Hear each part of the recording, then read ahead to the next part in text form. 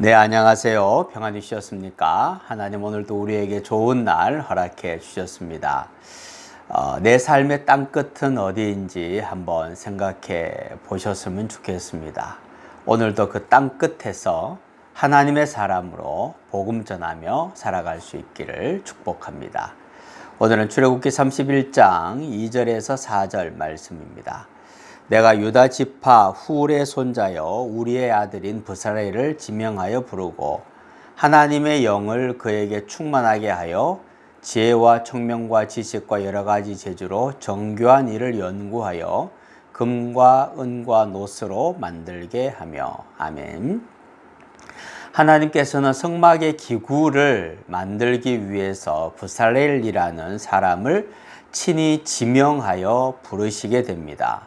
지명하여 부르신다는 것, 정확하게 브살렐이라는 이름을 말씀하시고 그를 성막의 기구를 만드는 자로 택하셨다라는 것입니다.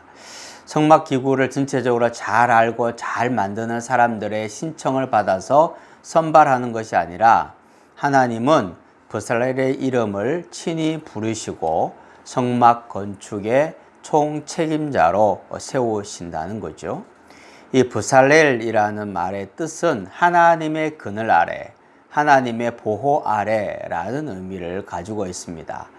아마도 이 이름을 지은 브살렐의 부모는 신앙이 깊은 사람이었을 것이고 이 브살렐이 하나님의 그늘 아래에서 잘 자라날 수 있도록 애쓰고 수고했을 것입니다. 브살렐은 어릴 때부터 신앙으로 잘 준비되어졌을 것이고 하나님은 그를 부르셔서 성막 제작이라는 실로 존귀하고 거룩한 사역을 맡기시는 거죠.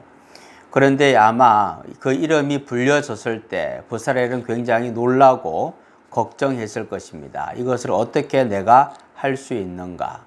그러나 하나님께서는 이렇게 말씀하십니다. 하나님의 영을 그에게 충만하게 하여 지혜와 총명과 지식과 여러 가지 재주로 정교한 일을 연구하여 은과 금과 노스로 만들 수 있도록 하시겠다는 겁니다. 브살렐이 능력이 있고 손재주가 좋아서가 아니라 하나님의 영을 충만하게 해서 그로 하여금 그가 맡은 일을 감당할 수 있도록 하신다라는 거죠. 하나님은 나를 부르셨습니다. 아무나 여러 사람 중에 어쩌다가 내가 선택된 것이 아니라 나의 이름을 지명하여 부르시고 나를 하나님의 사람으로 이끌어 내셨습니다. 하나님은 창세전부터 나를 알고 계셨고 내 이름을 부르신 것입니다. 많은 무리들 중에 머물게 하지 않으시고 하나님의 사람으로 사용하시기 위해서 나를 이끌어 내셨습니다. 그래서 구별되어진 하나님의 사람으로 살게 하신 것이죠. 어떻게 나 같은 자를 하나님이 부르시지? 어떻게 나 같은 사람을 쓰시려고 하시지? 이런 생각이 우리에게는 있습니다. 그러나 나도 하나님의 손 안에서는 아주 귀하게, 존귀하게 쓰임받을 수 있습니다. 내 힘으로 하는 것이 아니라 하나님의 영이 임하게 되고 하나님께서 부르신 그 사람에게는 성령 충만하여 성령의 지혜를 가지고 그 모든 일을 할 수 있도록 주님께서 친히 모든 것을 인도하시고 도와주시는 거죠.